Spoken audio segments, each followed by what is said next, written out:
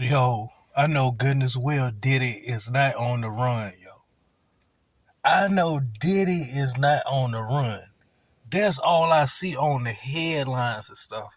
And when you see stuff like that on CNN and stuff like that, this thing is serious. Like I was speaking on yesterday, man, like when they attach sex trafficking to your charge, they basically want you to be in the federal system because they feel like, yo, all the millions, all the billions you have is going to interfere with justice, and we want justice against what you've been doing out here and stuff like that. So in our courts, we feel like, in the state courts, we feel like, yo, he's going to win every time because people are going to be paid off, or he's going to get a slap on the wrist, or whatever the case may be.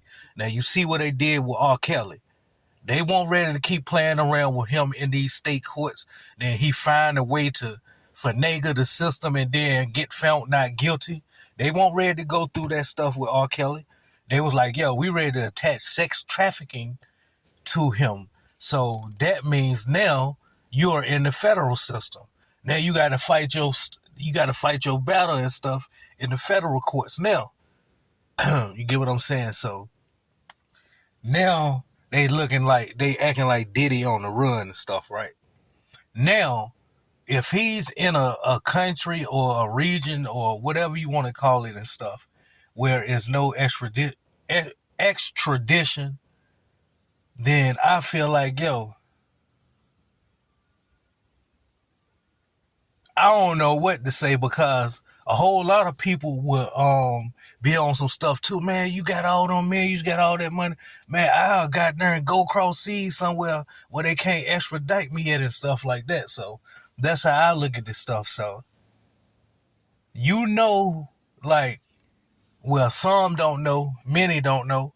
When you're in the federal system, right? Say, for instance, the feds get you or whatever, and you see like people like Lil Boosie that's under that got hemmed up for something, and they fighting their case in the federal courts or something, right? It's a thing called pretrial or whatever the case may be, where you don't have to be in confinement of a facility or anything fighting your case. You can be confined. You can be confined at your home, at your residence, for several years and stuff until it's time for to go handle this trial and stuff, right? So part of you winning that is you can't be looked at as a flight risk. I say all of that to say this. If Puff Daddy really and got there and skipped town or whatever and went cross seas or whatever the case may be, it's going to look bad in his defense of course, when he get apprehended or whenever he turn himself in, his defense is going to argue with the courts and stuff like, hey, he's not a flight risk. So that's why I'm basically making this video like, yo, he done messed all of that up by showing that he got there and get on a private jet and got there and flee to another country somewhere. You get what I'm saying? So he done messed all of that up.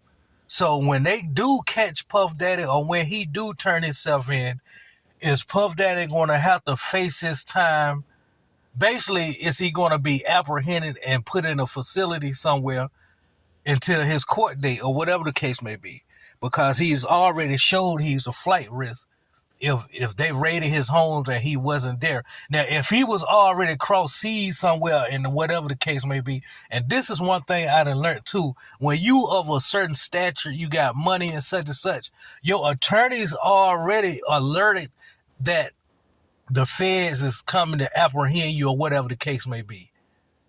Like in some cases, I'm not going to say all, I'm not going to say most. Your attorney is alerted that like, yo, we coming down on your client or whatever the case may be. So people be having time to get their arrangements together or whatever the case may be. And then where are you going to run to when they tap all devices and stuff like that? You get what I'm saying? When they tap all devices and stuff. And of course you got unmarked devices and stuff like that, unprivy to people knowing about, but them when you playing around with them alphabets, man, like they'll get you. You get what I'm saying? As far as like you trying to duck and hide, like where can he hide? You get what I'm saying? Um, so at the end of the day, man, he made himself look. See, that's why I was saying yesterday, man, I got to look more into this, but I'm on some stuff like 1 million people is talking about this. Vloggers, non-YouTubers, CNN, and everybody. So I'm on some stuff like, I just going to react off this stuff. I'm not going to bring this like I'm covering news and doing none of that stuff because it's too many people. It's too many people talking about it. But I'm just wanting to shine the light on this. In the federal system, it's a thing called pretrial. Like Lil Boosie. Lil Boosie ain't in the jail waiting for his court date or whatever to face his federal judge. He got pretrial. That means you get an ankle monitor. You can go out here and be at home and stuff, and it's stipulations to your freedom and stuff.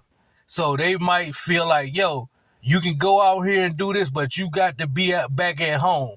Like you can't be gone from away from home no more than 2 hours. And it got to be work related, job related, whatever the case may be. You get what I'm saying? Stuff like that. NBA YoungBoy, another example.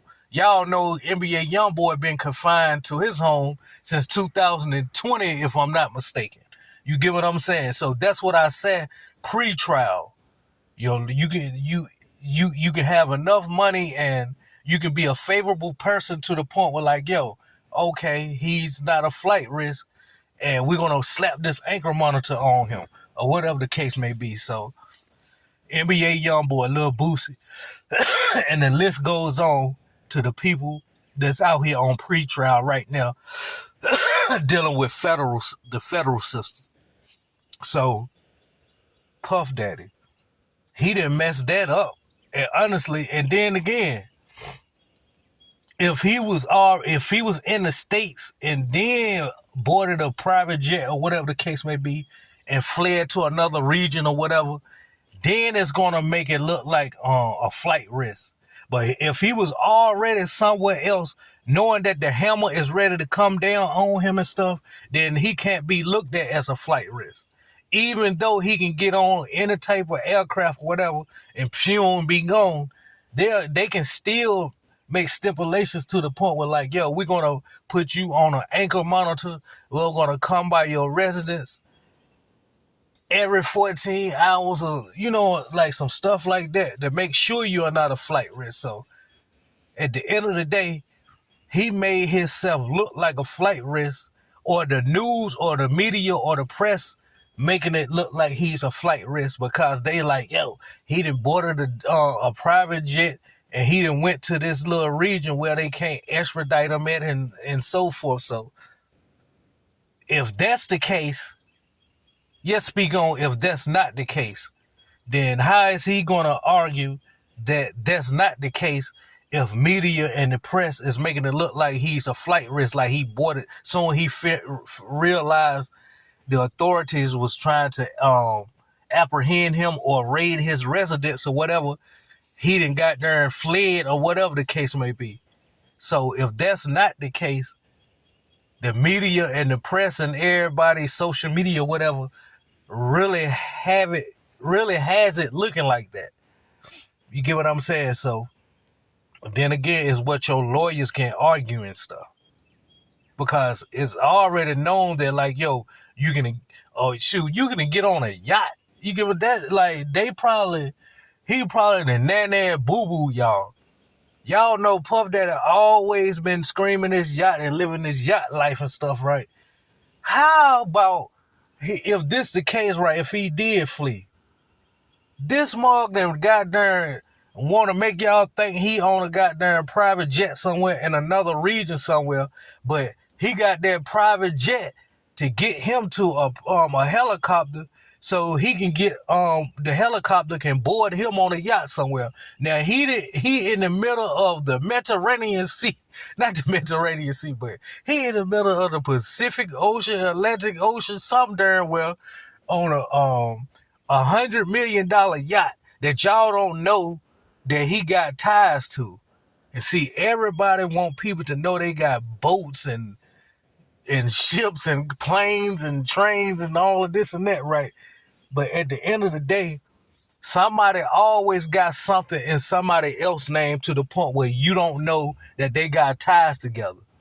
So that's how I look at stuff a whole lot of ways and stuff like that. But my purpose of this was like, yo, if Puff Daddy, P. Diddy really fled and stuff like that, he's making, when they do apprehend him, of course, he's going to get stuff together and then going to make arrangements to turn himself into the ATF or whoever. All right. When he finally do that or whatever, when they finally lay hands on him, put it like that, it's going to be hard for him to be argued, get his attorneys and, his defense to argue like, hey, can he get a bond or whatever the case may be, even though, they'll be like, they'll slap a $5 million bond or something on him, knowing that he'll make that with no problem.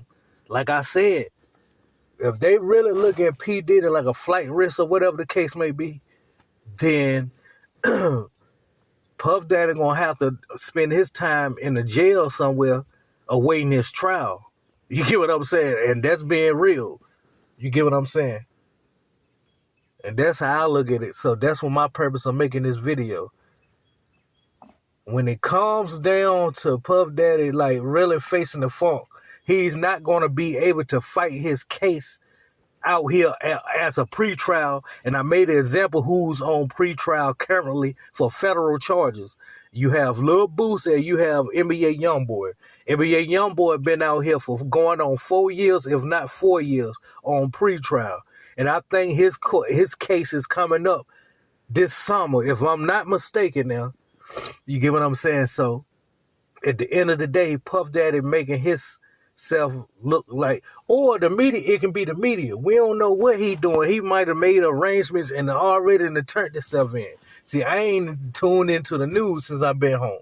You get what I'm saying? To check and see if it's anything just in. You get what I'm saying? So at the end of the day, man, that flight risk look is going to mess you up for a pretrial. So that's something your defense, your lawyers and stuff argue with the courts like, hey, can he get a bond and stuff, and he just be confined to his house on an anchor monitor and stuff while he's fighting this case. You get what I'm saying? So he's making, if they looking at him as a flight risk, ain't nowhere in the world they ready to get there and let him come out here and on an ankle monitor or none of that. That's just in my eyes. And then we might look up and then he might face the funk or whatever the case may be. Then we look up and they do give him home confinement. Right when we just seen that it's easy for him to board a private jet or whatever and be gone. Like I said, that man probably on a yacht right now and y'all looking for him somewhere else. So at the end of the day, man, who knows? Who knows? All I know, if they attach sex trafficking to your name and to your charge or whatever, then they really trying to keep you. Look at R. Kelly. R. Kelly's a prime example. He got charged with, they sentenced him to 30 years, right? And then in Chicago or one of these other places, they sentenced him the 19. You get what I'm saying? So he got 19 years in one court, and he got 20 years in another court. So that's 30 years right there. You get what I'm saying? So at the end of the day, man, they attach that sex trafficking, it's a wrap, because that sex trafficking is federal. So you got all that moolah, they looking at it like, yo, you're going to finagle the state system, but you are not going to finagle the federal system when we put this charge on you to make it stick. You get what I'm saying?